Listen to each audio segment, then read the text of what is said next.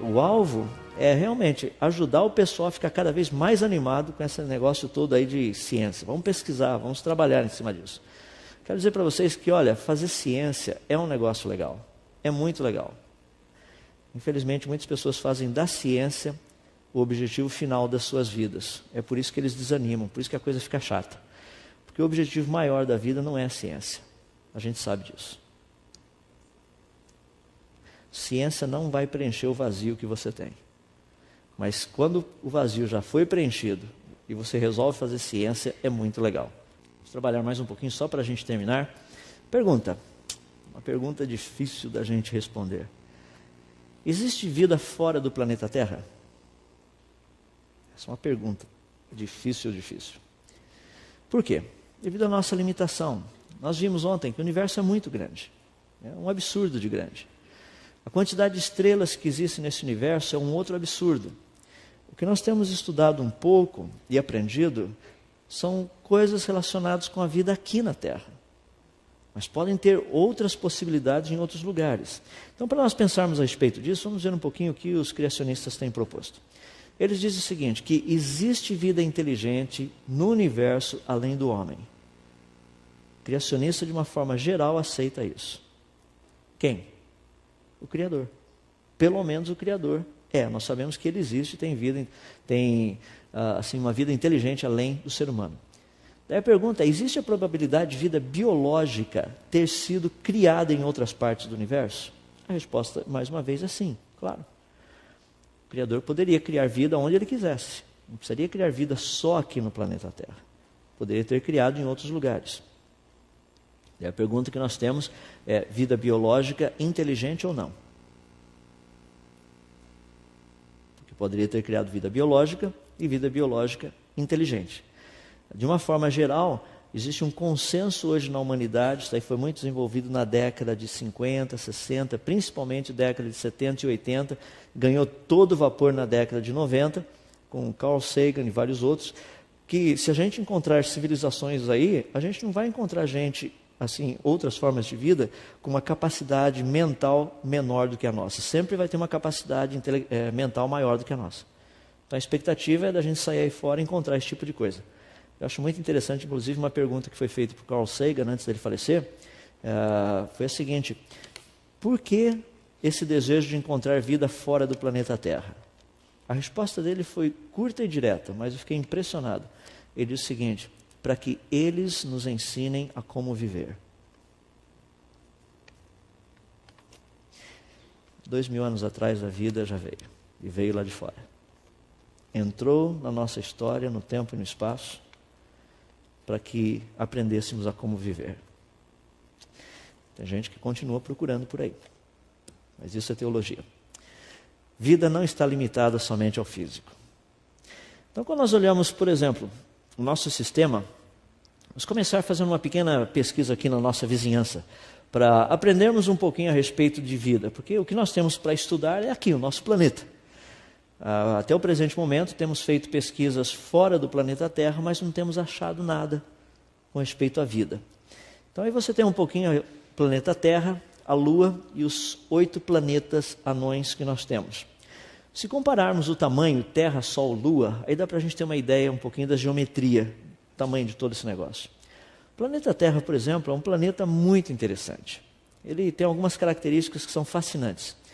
Ele tem uma aceleração da gravidade de aproximadamente 9,8 metros por segundo, um diâmetro de quase 13 mil quilômetros, ou seja, relativamente grande.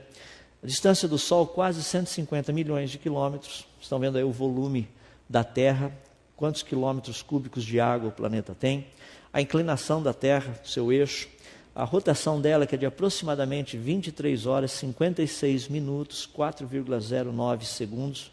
Ou seja, o tempo que ela demora para dar uma volta em volta dela mesma, o período que ela gasta para dar uma volta em volta do Sol, a sua translação, ou seja, 365 dias, 6 horas, 9 minutos e 10 segundos aproximadamente, é o que nós temos. Ou seja, todo esse negócio o pessoal tem trabalhado, pensado, temos aprendido muito a respeito desse planeta. Por que ele gira a essa velocidade? Por que ele não gira um pouquinho mais devagar? Por que ele não gira um pouquinho mais rápido?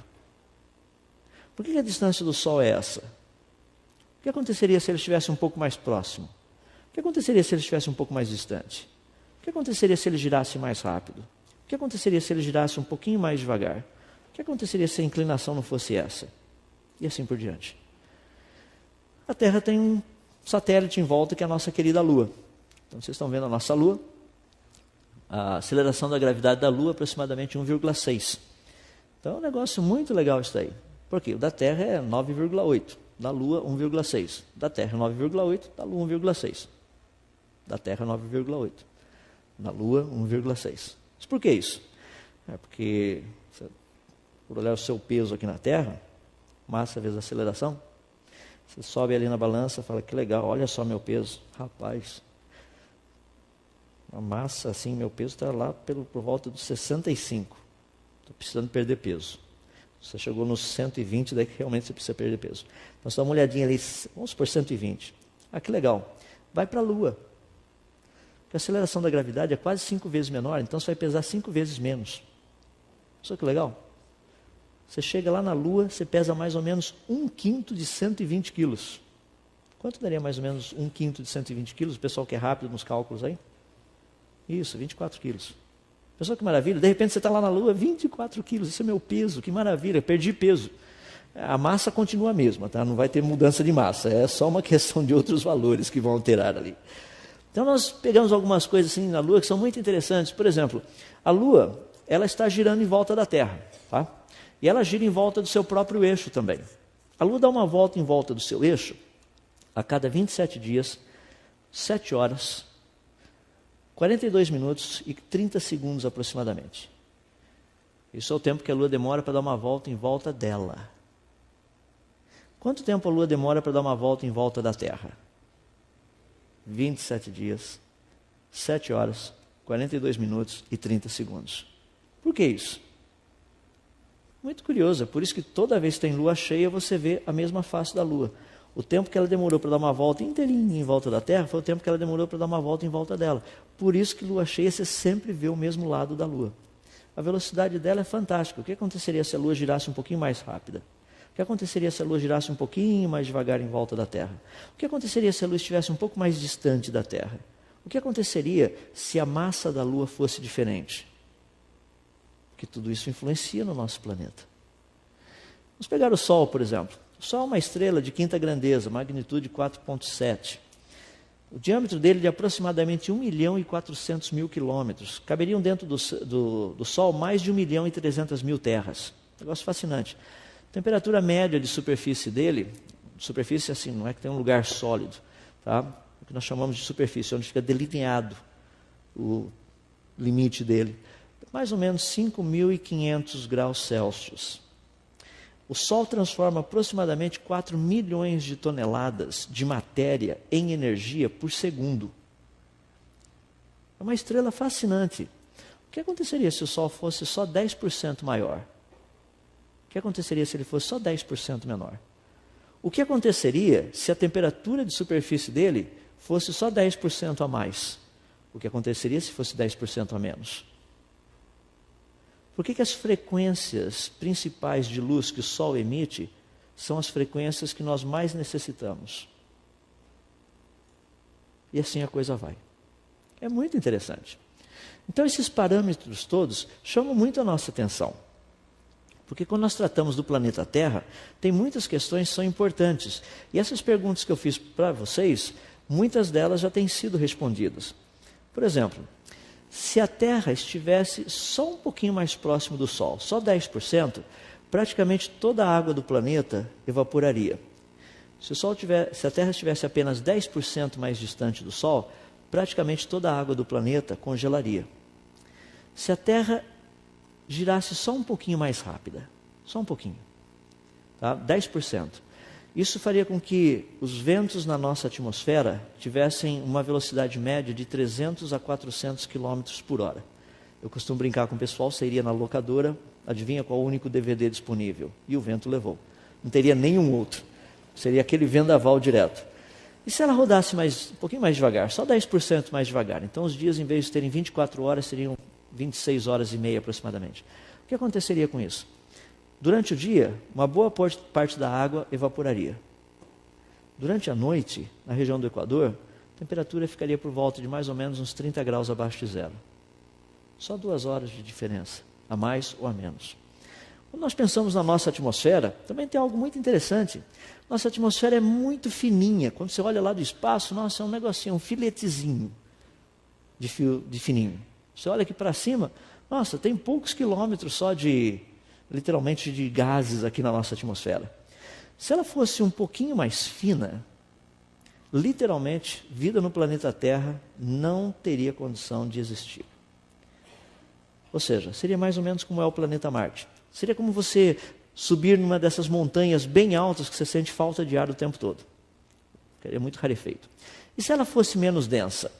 Porque ela tem uma densidade correta e tem uma espessura também correta. De vez em quando entram umas pedrinhas lá de cima, tá? Nós chamamos lá fora meteorito, quando elas entram, elas se transformam em meteoros. Esse negócio entra e de vez em quando você vê uma delas pegando fogo por aí. É o que nós chamamos de estrela cadente.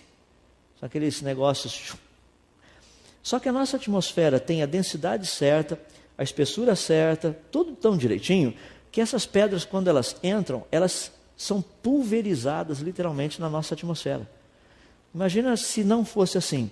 Está andando lá um dia com seu amigo, de repente, assustou, né? Eu sabia disso. O que aconteceu? Lá se foi um meteoro em cima do seu amigo, está pulverizado o seu amigo aqui do lado. Tem uns meteoritos pulverizados aqui na frente, depois os pais ajudem aqui a garotada. Ou seja, não daria tempo nem de você pensar. Não é fascinante que todos esses valores são tão precisos para que vida exista como nós a conhecemos? A pergunta é, será que isso foi planejado ou não? Existem aproximadamente 2 milhões de variáveis perfeitamente balanceadas para que vida possa existir aqui no nosso planeta. Não é uma questão assim, simplesmente a vida apareceu, mas se a proporção dos gases que nós temos na atmosfera mudar, vida desaparece. Se a aceleração da gravidade mudar, vida não vai existir. Nossa atmosfera também vai deixar de existir. Um monte de coisa vai acontecer. Se a Terra girar um pouquinho mais rápido, vida desaparece. Se girar um pouquinho mais devagar, vida desaparece. É todo um conjunto de variáveis absurdas para fazer com que vida exista. Parece até um relógio. É uma quantidade de coisinhas lá dentro, todas funcionando certinhos, de engrenagens, tudo direitinhos, para fazer com que o mecanismo todo funcione. É interessante porque, nesse sentido, ela se tornou um local ideal para a vida. Vida em todos os sentidos. Quando nós estudamos, por exemplo, as plantas, a sua grande variedade, todo esse negócio absurdo que a gente encontra por aí. Vida unicelular, nós temos aqui algumas salmonelas passeando por aí. Vida que circula e faz buraco. Vida que vive na água. Vida que voa. E vida com a capacidade de pensar e estudar tudo isso. Fascinante esse planeta. O que falta por aqui, em termos de vida? O que você puder pensar, tem. Vocês já pegaram um besouro, por exemplo? Como é que aquele negócio daquele tamanho voa? Já viu a asinha dele? Que baitazinha fininha daquela, tchê? Pequenininha, aquele negocinho, olha, não tem como fazer esse negócio ficar voando, mas ele voa. Olha o contato da asa dele com o corpo. Parece brincadeira aquilo. Mas se eu fosse fazer um besouro para voar, ia ter uma parafernália tão grande associada com um sistema de asa que não ia voar. Mas quem fez o besouro entende de sistemas de voo.